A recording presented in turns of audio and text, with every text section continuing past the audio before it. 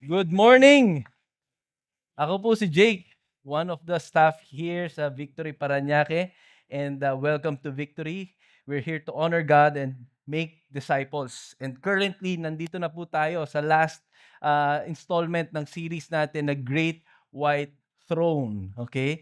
Nung inumpisahan po natin yung Great White Throne, hindi po ang naging basehan nito nung September babalik na si Jesus, may nagsabi, okay? Nung sinet po ito, wala pa po noon. Hindi yun yung naging basehan. Okay? Or yung mga lindol na nangyayari. Okay? Kung baka iniisip nyo, kaya siguro pinag-uusapan sa church yung end times kasi baka tomorrow is the end times or whatever. That's why tayo ngayon naghahanap tayo ng mga signs and ano yon, kung ano mang mangyari dito sa mundo, no?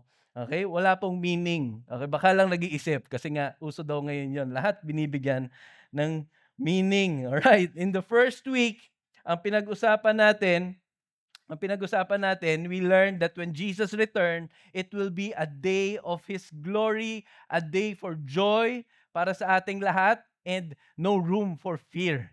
Because when Jesus comes back, wala kang dapat ikatakot. Tapos last week, Pastor JR preached about the judgment of sinners. It will be a display of how victorious na kung sino si Jesus, magiging victorious siya pagbalik niya dito, and the sin, the even si Satan will be judged. And tayo pong nandito sa mundo na righteous and followers of Jesus will be rewarded. No? And today, ito yung isa sa mga somehow, no, we are looking forward to. Okay? We want to talk about the new heavens and new earth.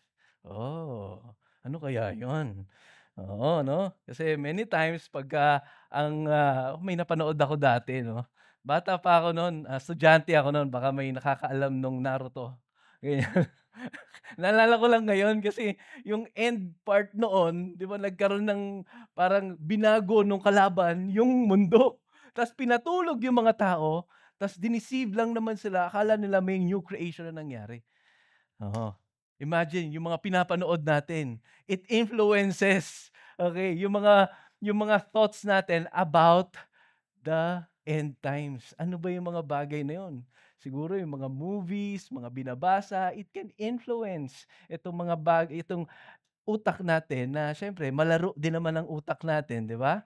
So ngayon gusto nating alamin ano ba yung 'pag sinabi nung sinabi sa Bible na may new heavens and new earth, ano kaya yun, 'no? 'Pag sinabing new, okay, sino dito, kapag nalaman mo, paano ba 'to?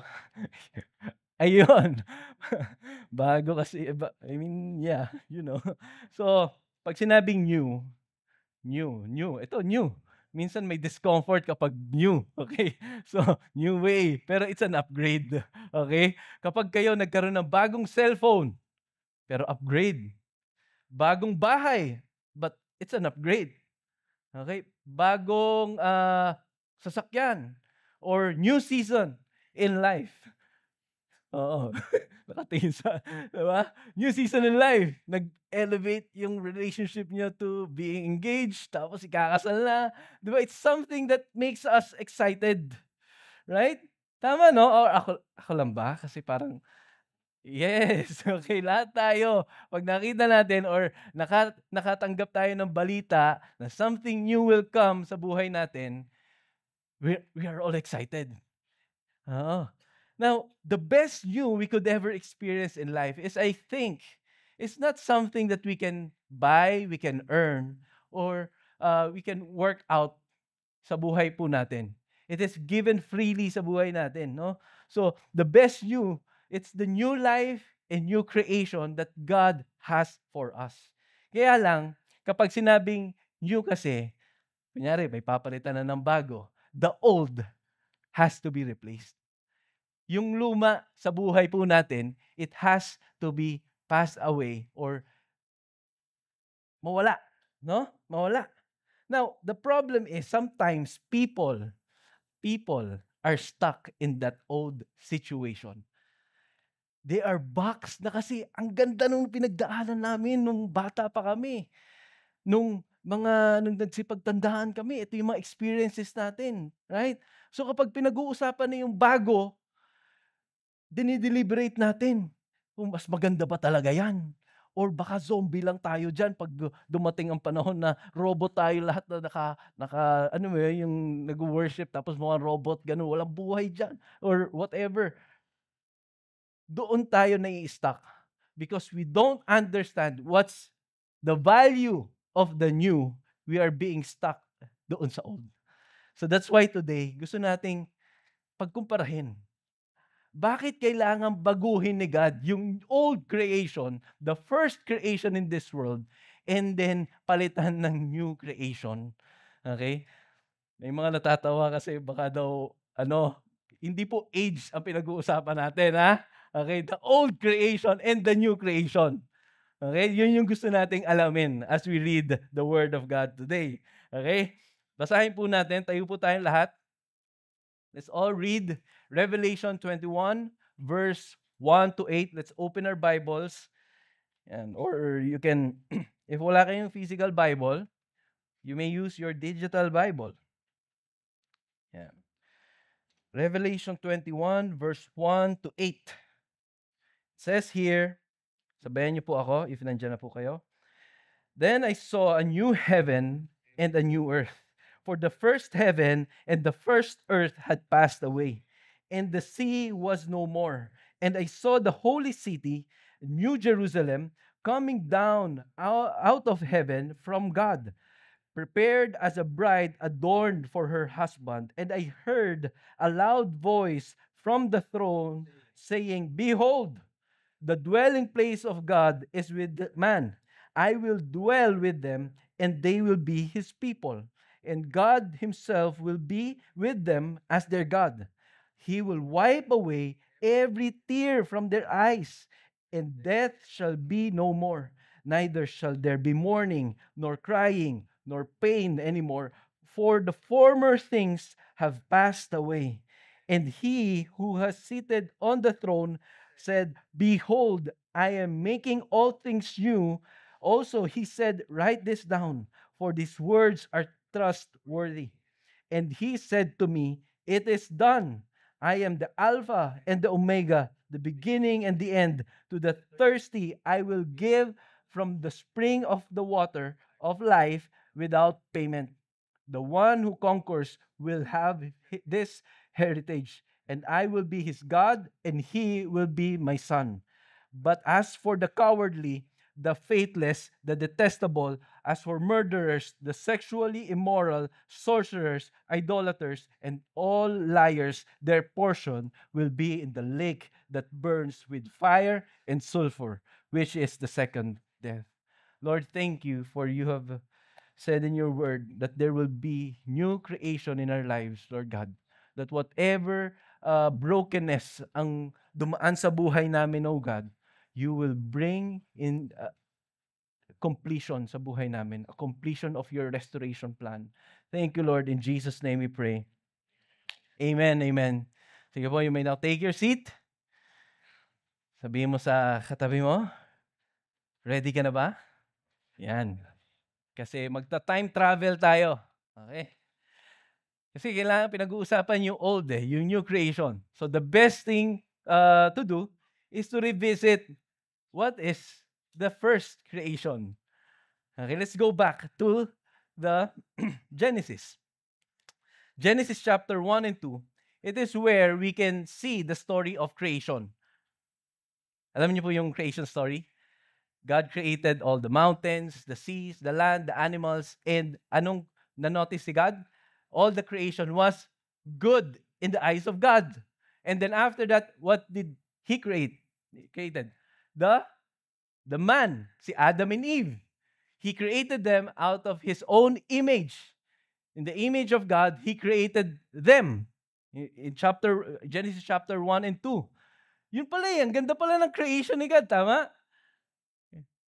Imagine that moment when God created Adam and Eve, they were walking along with God, no sin, no pain, no suffering. So anong problema sa luma? Sabi ni Popoy. Di ba? Anong problema doon sa luma? And we all know, in the chapter 3 of Genesis, doon nag-umpisa yung pong problema sa creation.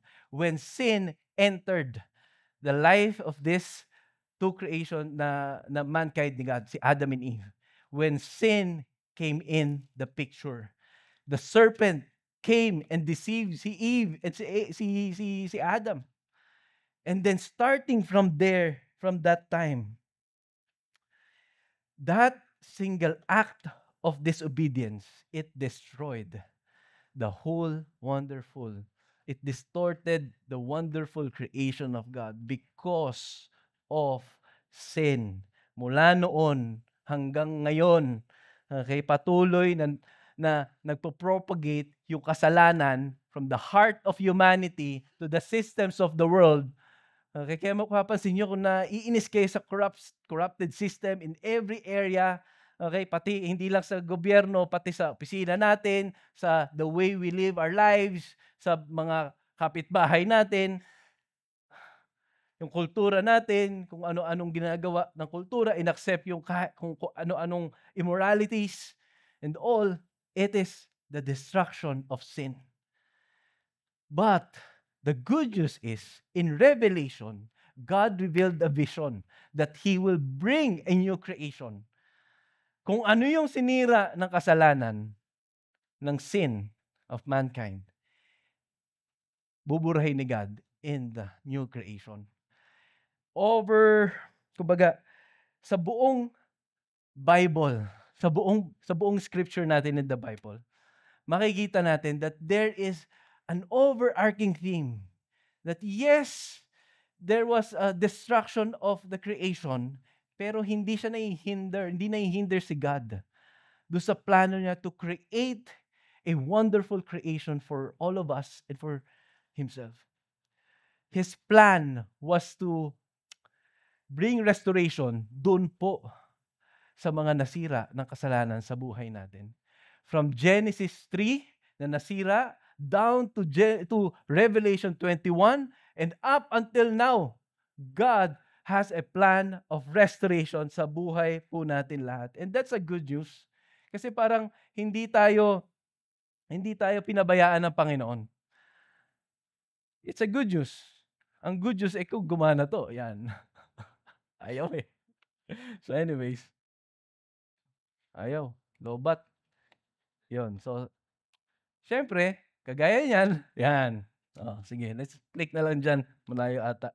So, that's a good news for us. Kasi, if God has no plan of restoration, I think we are living for nothing. We are living with no hope. Imagine your life. Imagine all of the sins na nagawa natin. Huwag niyo na po ikwento. Okay. Hindi ko na, turn to your neighbor and say, ano yung mga kasalanan mo? Huwag na. Okay. Baka maungkat pa yung shame and guilt natin. Think about those things. Think about the shameful things na nangyari in your life. And kung babasahin nga natin, babalikan natin yung text na binasa natin, yung pinakadulo, di ba? Usually, yung pinakadulo yung okay, pero ito yung dulo nung verse na binasa natin, nandun yung judgment of the sinners. Diba? The cowardly, yung mga takot. Those people who are in fear, who are faithless, those people who are detestable, murderers, sexually immoral, sorcerers, idolaters, liars. Sino dito nagsinungaling ka na? Kahit one time. Taas ng kamay. Okay, lahat tayo. Oo. Yung mga hindi nagtaas, kayo yun. The joke lang. Huwag niyo po awayan ha. Totoo lang tayo. So, this is a good news for us. Kasi it's something na hindi natin kayang takbuhan, the judgment of our sins. But yet, this plan of restoration, including us, part tayo nito. That's a good news. The story of this world, our world, doesn't end with destruction, with you being killed and then nothing else. It ends with a restoration of God. Amen? So, so in the book of Revelation, makikita natin dito that it was primarily written dun sa 7 churches in Asia Minor. Naming it Andyan yung Ephesus, Smyrna, Pergamum, Thyatira, Sardis, Philadelphia, Laodicea, these 7 churches. And these 7 churches, it was not written there because of nothing. Okay? John, the writer or the author of this book, is specifically writing a letter for them because something is happening do sa mga simbahan. And then also, he wrote prophetic and apocalyptic messages so that people will see what's beyond of their lifetime. Okay? And as we look into these churches and their condition, we can see na, yes, totoo nga ang simbahan at tao sila. They are going through different conditions or status of churches and different conditions of life and mga pinagdaraanan ng tao na somehow kapag binalikan natin, inaral natin, you will see, makaka-relate tayo. Na up until now, the issues na pinagdaraanan ng simbahan po nila, up until now, prevailing pa rin. May nangyayari pa rin dito. And we don't want to miss that out because if there's something written there, it might be there's a message for us as a church. Okay, tingnan natin to. Nilagay ko na lang sa isang table para mas madali nating makita. Pwede nyo pong picturean. Yan, dito na lang ako. So, the Church of Ephesus, yan, nilagay ko na yung mga chapters, yung mga verses, yung mga references natin para mabalikan natin, maaral po natin. In the Church of Ephesus, we can see there that their love for God, their love for Jesus, okay, was lost dahil dun sa dahil dun sa mga pinagdaraanan nila. Some sin, some challenges. And in Smyrna, we can see that people, their condition, their faith was being affected because of there's the suffering and persecution na pinagdaraanan nila. In Pergamum, their faith was being compromised by false teachings. Yung mga maling katuruan sa simbahan. Okay. In Thyatira, tolerated with immorality and idolatry. In Sardis, walang N, Sardis, okay? Spiritually dead, though appearing or pretending to be okay or alive. In Philadelphia, weak, but faithful din naman. Nung makita mo sila, parang ang weak nitong tao na to. Pero deep inside, he's a faithful believer. In Laodicea, they were okay, but they're lukewarm in their faith, spiritually blind. If we will look at the condition and the sinful patterns of those churches, okay, we can see here that they are going through different struggles, just like us. Many people nowadays, because of a lot of things happening in their lives, brokenness or even good things, they already forgotten their first love. Kung ano yung ginawa ni Jesus for them. Ang sakit, ano? Which is up until now, there are people living with that kind of brokenness, suffering persecution in their offices, living a life of compromised faith. Unknowingly, yung ibang teachings na nakikita niya sa Facebook, sa YouTube about the end times, nagdi-dictate yung takbo ng buhay niya. That's why many of us are living in fear. Many of us, the whole world, has already tolerated immorality and idolatry. Right? Na para bang ayaw na magsalita ng mga tao against these practices. These practices in their identity. Right? Many people nowadays, hindi na tayo lalayo. Many people nowadays. Or let's look at ourselves in the mirror. We look spiritually okay. But sometimes, we felt like deep inside there, walang buhay. Patay. Could be a lot of factors. Pwedeng pinatay sa sa sakit ng pinagdaanan sa damdamin, relationship, pamilya, sa trabaho, so on. Philadelphia, I hope na ito, i-desire natin na hopefully tayo to, na kahit na weak tayo in our physical or expression of our faith, pero deep inside we know that we are faithful.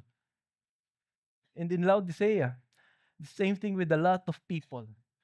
Lukewarm. They profess that they're Christian, but they don't allow themselves to grow in their understanding of who God is.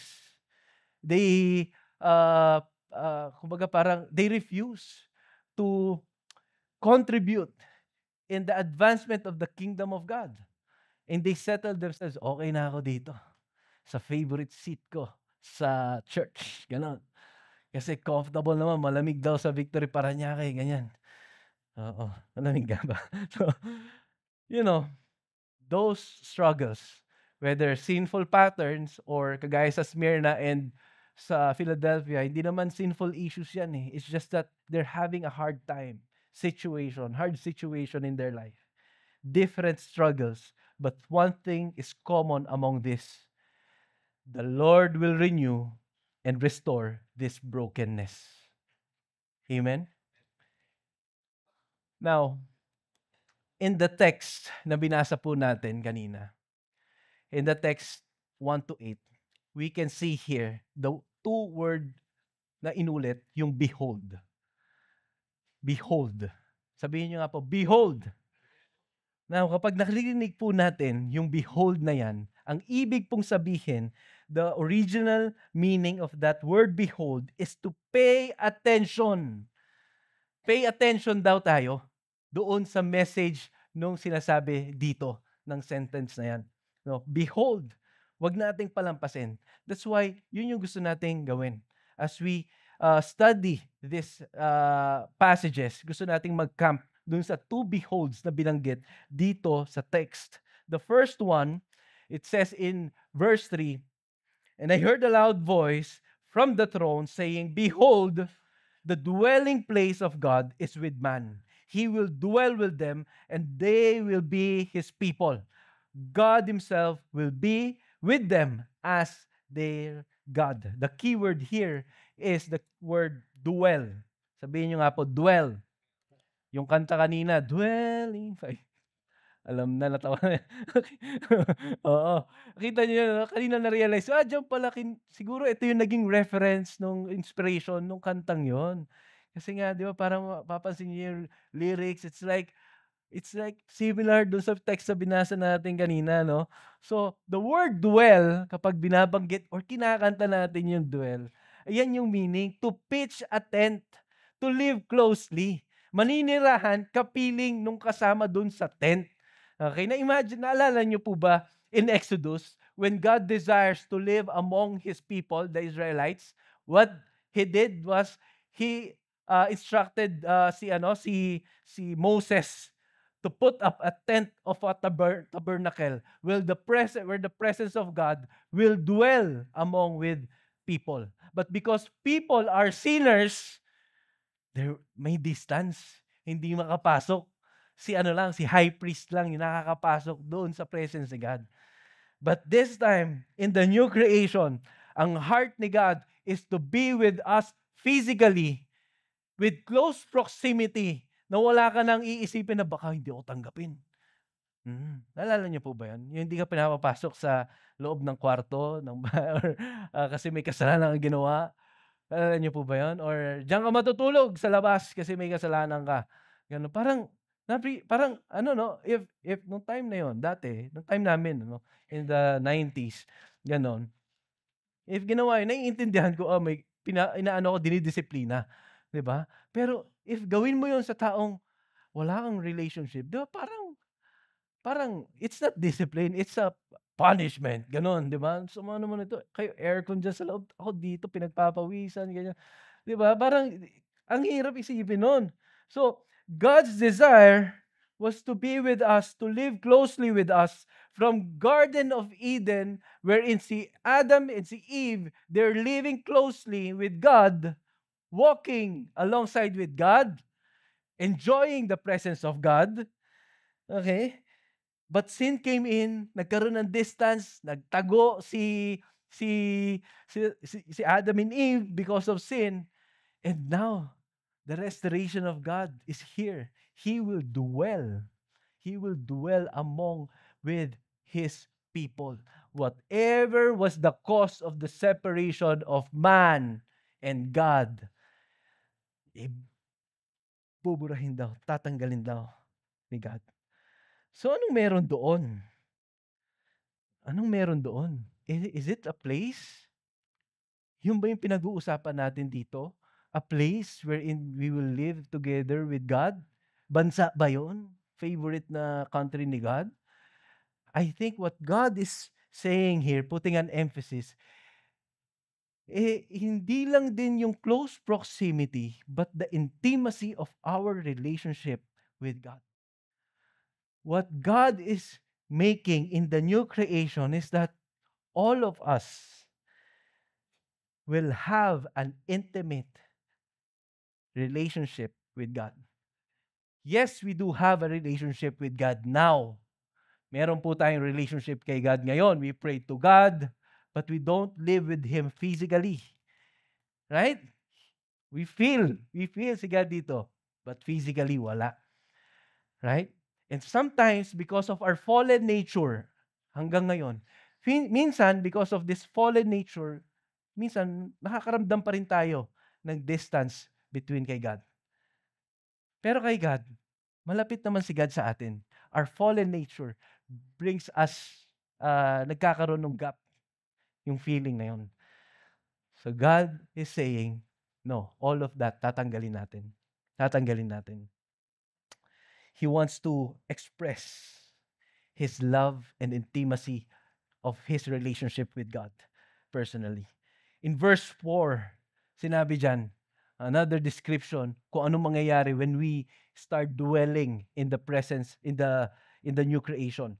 He will wipe away, in verse 4, He will wipe away every tear from their eyes. This tear that is coming from death, from mourning, from cry, from pain, from all of these things na pinagdaraanan natin that causes you to tear. All of those things in your life, it will be wiped away. It was God's intention to express His intimate care, His compassion for all of us. Those people, think about us. Us people, think about those tearful moments in your life. And God was saying, He is like a father to all of us. Kaya nating lumapit sa Kanya na yun yung gusto niyang ipakita sa atin. Alam niyo po yung pagiging na isang parent, magulang. Di ba? Pag narinig, alam mo yung iyak na peke, tama ba mga parents? Alam mo yung ganon. Pero kung yung iyak na yung din tumitigil, minsan nga kahit isang pa lang wala pang 4 na bilang sa music. Pag isang pa, alam mo kaagad na iyak ng hindi to, peke Gano'n. Naalala ko po yung anak ko nandiyan, may bandage siya dito. Hindi po siya nakipag-boxing, pero yung sugat niya dito parang nakipag-boxing gano'n. Makikita natin yung mga wound ng boxing. Tumatakbo siya tapos biglang ang bilis niyang tumakbo. Hindi po siya marunong maglakad, marunong siyang tumakbo. Ang bilis ng takbo niya, medyo lumalaki na. Ayun, naabot nung niya, yung talukap ng mata niya, yung kanto nung table. Ayun, pumutok. Pero buti mababaw lang naman. So, iyak siya, iyak. Alam niyo po yun hindi ko po na-enjoy na umiiyak siya. Alam ko kaagad na in pain siya. So, kinuha ko, ganyan. You know what I enjoyed? Yung being a parent, I was able to pacify the child. I felt like the Lord is expressing His father heart or kung His parent heart to all of us. Na yes, He notices those times that you are in tears, you are in pain. But I tell you, church, time will come. Hold on. Kapit ka lang. Take heart. Time will come. Endure that. Time will come. It will be wiped away. It will be wiped away. It will be wiped away. You know, I remember this verse in Romans chapter 8, verse 18. Our present sufferings are not worth comparing in the glory that will be revealed in us. Those present sufferings natin, pag Ang maganda kasi dito sa Book of Revelation, yes, it's ang layo pa nito. Hindi natin alam kung kailan mangyayari to. But what we know is time will come. Mawawala lahat ng sufferings that causes you to tear. Lahat ng yon. And kapag yun yung tinanggap natin sa puso natin, whatever, I believe that whatever we will face in life, and then we have this eternal perspective in every suffering, you will find hope in the middle of those times. Kaya church, I tell you, please don't quit. Don't quit now. Sabihin niyo po sa katabi niyo, don't quit ngayon. O wag tayong susuko, wag natin i-give up yung faith, wag natin tatalikuran si Jesus. Because what's waiting for us is a life nang hindi mo talaga ipagpapalit. That will sustain you for the rest of your lifetime. Na kahit na anong i-offer sa buhay natin, it will not, kumbaga parang maho-compare, masasatisfy yung longing sa buhay nating lahat. Another behold is this one. Behold, I am making all things new. This is what Jesus is going to do in the end times. When we think about the brokenness of this world, when we say new, okay, it's coming from the word kainos, which means renewed in quality. Kaya ako sinasabi kanina, umpisa pa lang, may upgrade sa buhay natin. Hindi to may nangyari dyan, tapos pinalitan downgrade. Hindi talaga nakaka-excite yun, di ba? Mabuhay ka dito, tapos pagdating ni Jesus, alipin ka na. Hindi po ganun. The new creation is an upgrade of life sa ating lahat. Okay? It's an upgrade of His restored creation. And kung babalikan natin yung verses 1 and 2, we can see here that John saw this new heaven and new earth. Okay? Basahin ko na lang. Andiyan ba? And then I saw a new heaven and a new earth. For the first heaven and the first earth had passed away. The sea was no more. Okay? Kung mapapansin niyo po yan, that was the creation that was, tawag dito, yung nasira nung kasalanan. Then I saw the holy city, New Jerusalem, coming down out of heaven from God. It could be, we can take it symbolically, or we can take it literally, whichever na magsisense sa atin, both naman, pag nung sinulat yung Revelation, it was written both literally and both symbolically. If you will take it symbolically, you can see that the effort na gagawin ni God is coming from heaven down to earth. Not us working together, gaining or escaping from this world.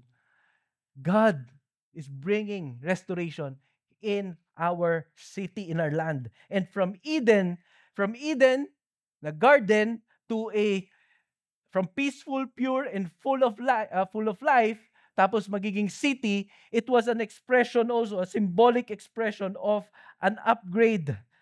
Okay? A progress, a fulfillment of what God has really fully desired in the first creation.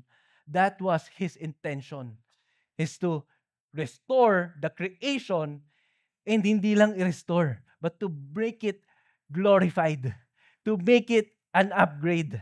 And even us, hindi lang po ang babaguhin ni God, yung nakikita natin sa paligid. Of course, His people.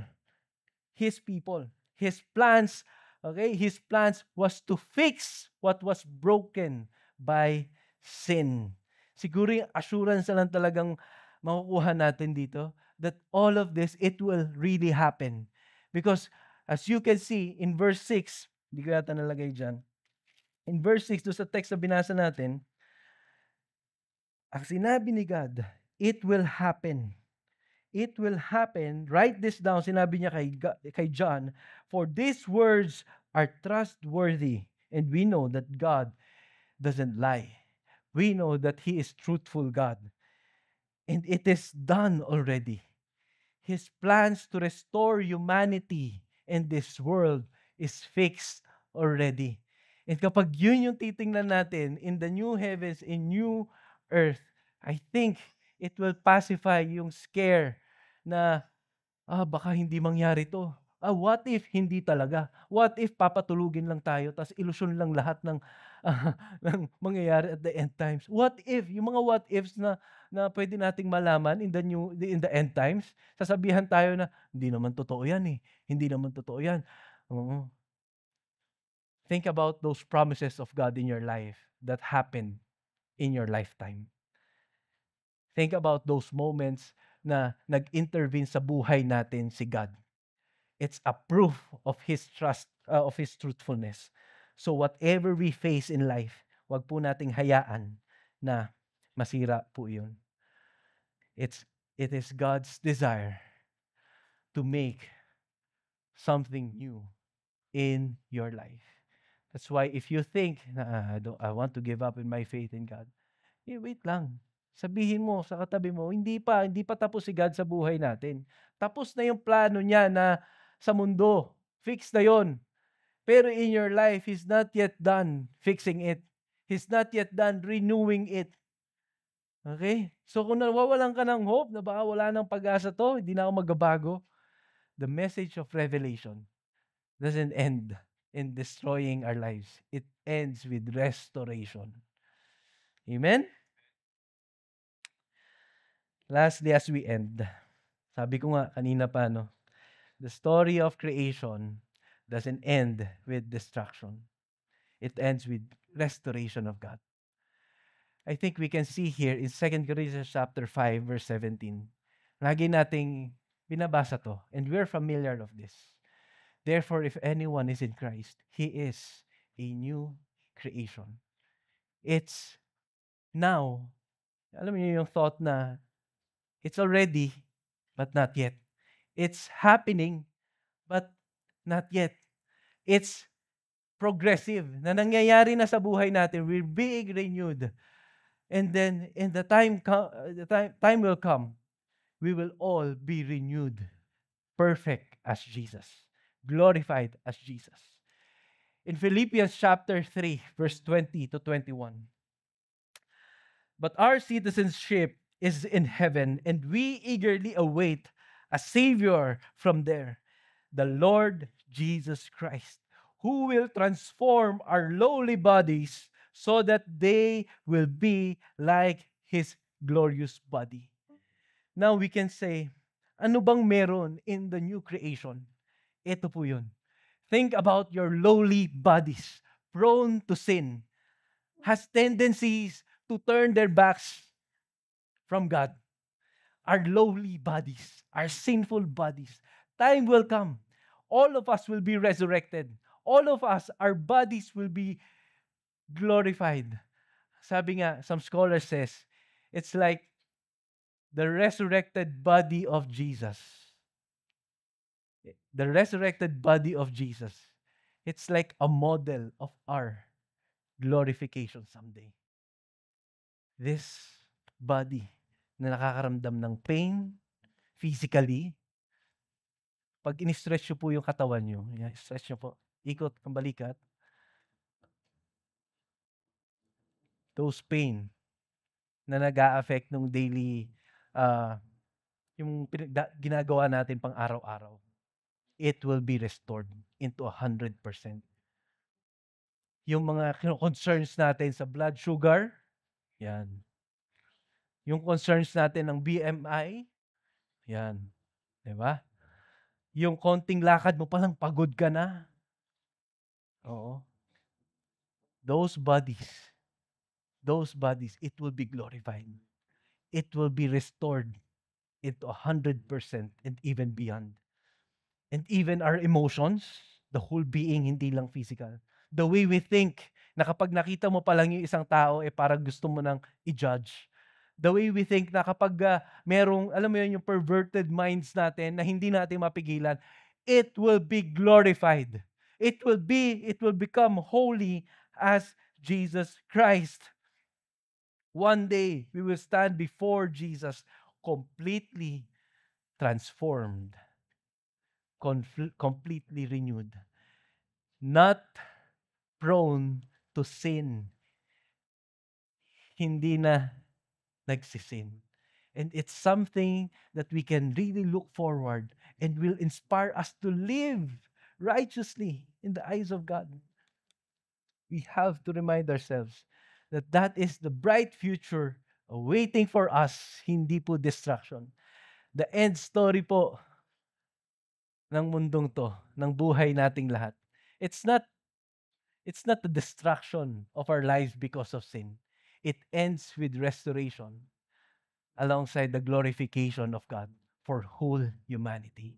When you think about yourselves, hindi po ang eternal state natin ay makasalanan, but because of what Jesus has done on the cross. Because of that, there's hope for us na hindi tayo habang buhay na masisira at masisira ng kasalanan. And you know, church, one day, think of this, one day, we will stand before the Lord Jesus, completely restored, radiant of the glory of Jesus Christ. Alala niyo po si Moses, nung humarap siya dun sa presence ni God. After a while of his exposure dun sa glory ni God, his face was reflecting the glory of God. Imagine, we will live like that in the future. With God, hindi lang physical ang mag-glow, but even our own lives, morally, emotionally, spiritually. Wala. All of us. All of the things na ginagawa po natin, the way we think, it will be an expression of the holiness of Jesus Christ. So stand on our feet. All of these good things na sinabi natin in the new creation, we don't owe it to ourselves. We owe it to the Lord Jesus Christ. Para bang pinagpalit, parang in-exchange niya yung lowly bodies for us to carry that glorious body na meron siya. Imagine, the Lord Jesus Christ, when He resurrected from the dead, His body was glorified with the markings of nailed in His hands, pierced on His side, signifying that because of this marking, all of the people who are in tears because of their sufferings, they magkakaroon ng hope in their lives. When we see Jesus up there in heaven, or when Jesus comes down here, whether kung ano mang mauna, pagkamatay ba natin or pagbalik ni Jesus, we will see that face to face in our eyes. Jesus, yung kamay mo may butas. Yung body mo may pierce, may tusok. It was a marking, a proof that all of His people was saved from the total destruction of sin. A proof that all of us will enjoy the dwelling place of God. And we owe it to our Lord Jesus Christ. And that's why today, even as we end this series, we want to respond in worship and adoration, thanksgiving to the Lord, a celebration na, yes, Lord, may buhay sa amin lahat. Pwede pa natin palakpakan si God? Lord Jesus, thank you. Kasi yung buhay namin hindi titigil sa kung ano nagpapahirap sa amin, Lord. But it will end in your restoration power, in your transformative power. Thank you, Lord Jesus. Lord, we worship your name.